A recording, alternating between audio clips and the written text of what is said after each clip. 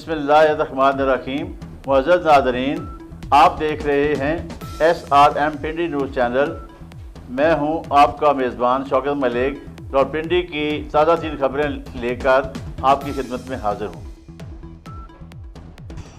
مہنگائی نے لوگوں کا جینا دوبر کر دیا ہے۔ اگر یہی حالات رہے تو دکاندار دکانیں بند کرنے پر مجبور ہو جائیں گے۔ ان خیالات کا اعزاز جنرل سیکرٹری مرکزی انجمن تاجران راولپنڈی ڈویژن اور سرپرست اعلیٰ کلام بازار چیئرمین قائمہ کمیٹی برائے railway Rawalpindi chamber of commerce and industry Khawaja Mushtaq Ahmed نے کیا ہے۔ انہوں نے کہا کہ تاجر خود بھی خریدار ہے اور مہنگائی نے تاجروں کو کمر توڑ کر رکھ دی ہے۔ جو تاجر کرایہ دار ہیں وہ دکانوں کا کرایہ بھی پورا نہیں کر سکتے۔ اس کے علاوہ بجلی کے بل اور سیلزمینوں کی تنخواہیں دینے کے بعد تاجروں کے پاس کچھ نہیں بچتا کہ وہ بھی اپنے بچوں کو پال سکیں۔ ان حالات میں پیٹرول، گیس، بجلی کے ریٹ اتنے زیادہ ہے کہ عام آدمی کے ساتھ دکاندار بھی بے بس ہو گیا ہے۔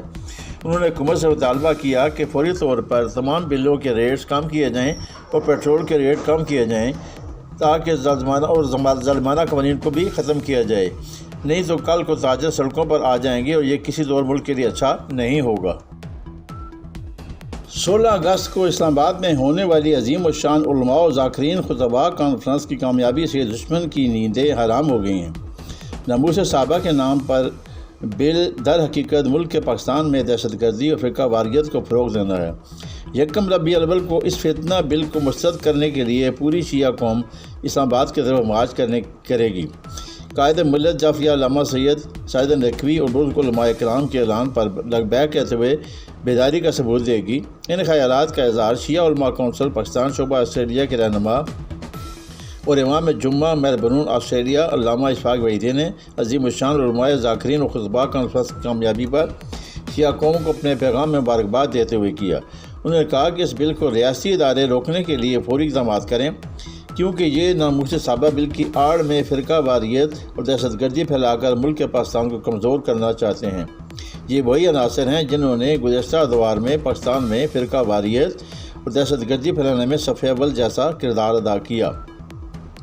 ریاست ان عناصر کے خلاف فوری طور پر قانونی کارروائی کرے۔ اشفاق وحیدی نے اس بات پر زور دیا کہ یکم ربیع الاول کو اسلام آباد میں شیعہ قوم اپنی طاقت کا مظاہرہ کریں تاکہ حکومت اس بل کو روک کر ملک میں امن و امان قائم کرے۔ آل پاکستان پرائیویٹ اسکولز مینجمنٹ ایسوسی ایشن پنجاب کے عہدیداروں کا عام مشاورتی اجلاس آج 19 اگست بمقام دی ایمبلم ہائر سیکنڈری اسکول حیدری چوک سلیٹون راولپنڈی میں منعقد ہوگا، جس کی صدارت مرکزی صدر کاشف ادیب جاویدانی کریں گے۔ ان کے علاوہ مرکزی جنرل سیکرٹری امجد علی خان، میاں محمد اویس کاٹیا، محمد فرقان چودھری، محمد حسنین چودھری عباس، فیاض مقصود، ابرار ul Haq Shakir, Qazi Noor ul Hassan, Malik Hafeez Ullah, Shahid Latif, Muhammad Ijaz Malik, Mushtaq Haider, professor Sharif Sajid, Naeem Ashraf, Chaudhry Ata ul Rehman, colonel retired Fawad Hanif, Abrar Ahmed advocate, Syed Adil Shah, member board of governor federal تعلیمی بورڈ مسز سکینہ تاج اور دیگر شرکت کریں گے۔ اجلاس میں پنجاب بھر میں ایپسما کے تنظیمی ڈھانچے اور بعض اضلاع میں نئی قیادت کے تشکیل نو اور ایجوکیشنل کانفرنس کے انعقاد بارے جائزہ لیا جائے گا۔ شمالی پنجاب کے صدر اور ممبر ڈسٹرکٹ رجسٹریشن اتھارٹی ابرار احمد خان کے مطابق کل ہونے والے اجلاس بارے میں تمام انتظامات مکمل کر لیے گئے ہیں۔ Chief organiser KPK Azad Kashmir Gilgit Baltistan اور ہزارہ ڈویژن چودھری محمد فرقان نے انتظامی امور کا جائزہ لیا اور ضروری ہدایات جاری کیں۔ اجلاس میں کامران سیف قریشی، ابرار احمد ایڈوکیٹ اور آغا شاب نے بھی شرکت کی۔ امیر جماعت اسلامی سراج الحق کی اپیل پر جمعہ کے روز مہنگائی کے خلاف ملک بھر میں احتجاجی مظاہرے کیے گئے۔ راولپنڈی میں امیر چوک میں مئی روڈ پر بڑا احتجاجی مظاہرہ کیا گیا، جس سے امیر جماعت اسلامی ضلع راولپنڈی سید عارف شرازی، جنرل سیکرٹری عتیق احمد عباسی، نائب امیر ضلع سید عزیر احمد، صدر الخدمت فاؤنڈیشن پنجاب شمالی رضوان احمد، امیدوار حلقہ NH1 محمد تاج عباسی، امیدوار حلقہ PP 12 ظفر الحسن جویا ایڈوکیٹ، امیدوار حلقہ PP 13 ملک محمد الیاس، امیدوار حلقہ PP 17 سید ارشد فاروق، امیدوار حلقہ PP 18 Raza Ahmed Shah, vice president Chaklala cantonment board Mirza Khalid Mahmood, امیدوار حلقہ PP 10 خالد محمود مرزا اور امیدوار حلقہ PP 11 ملک عمران نے خطاب کیا۔ اس موقع پر زبردست نعرے بازی کی گئی۔ پیٹرول کی قیمتوں میں اضافہ نامنظور، مہنگائی کو ختم کرو، سودی نظام کو ختم کرو۔ مقررین نے پیٹرول کی قیمتوں میں اضافے کو مسترد کرتے ہوئے اسے عوام دشمن اضافے کو فوری واپس دینے کا مطالبہ کیا۔ انہوں نے کہا کہ بجلی کے بل عوام کے لیے ادا کرنا مشکل ہو گئے ہیں، اگر یہی صورتحال رہی تو گلی گلی مظاہرے ہوں گے۔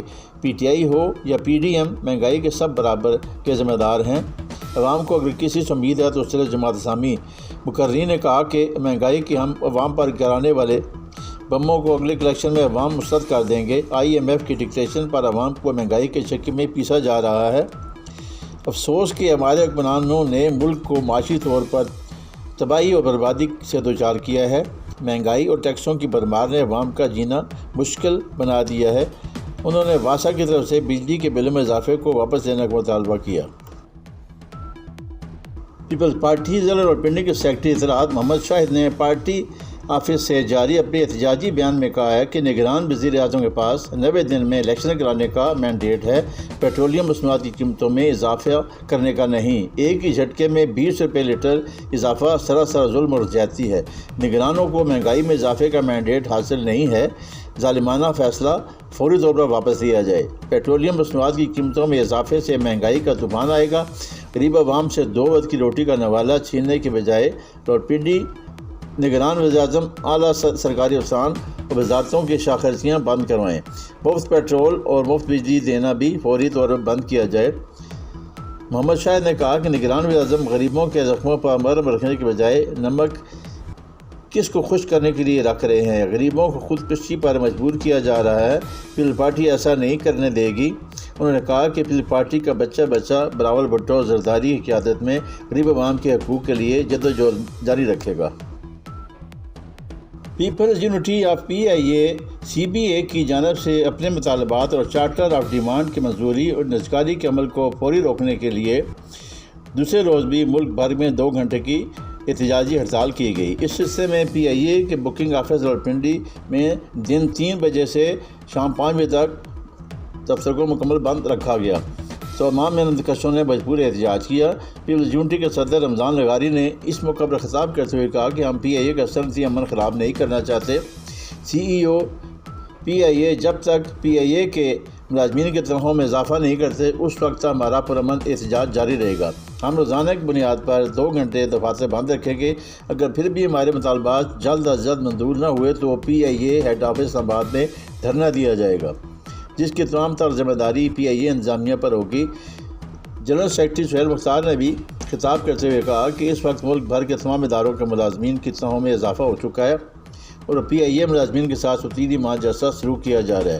پی آئی اے ملازمین شدید معاشی مشکلات کا شکار ہیں۔ ملک بھر کے تمام اداروں سے پی آئی اے ملازمین تنخواہیں بے حد کم ہیں اور انتظامیہ خود تو لاکھوں کی تنخواہیں وصول کر رہی ہے، مگر ملازمین کا معاشی قتل عام کیا جا رہا ہے۔ احتجاج سے سینئر نائب صدر شعیب یوسفزئی نے بھی خطاب کیا۔ احتجاجی جلسے میں پی آئی اے کے تمام سیکشنوں سے سینکڑوں ملازمین نے شرکت کی اور مطالبات کے حق میں نعرے لگائے اور 2 گھنٹوں تک احتجاجی دھرنا دیا۔ تمام مطالبات کی منظوری تک بھرپور احتجاج جاری رکھنے کے لیے قیادت کو مکمل حمایت کا یقین دلایا اور ہر قسم کی قربانی دینے کا بھرپور عہد کیا۔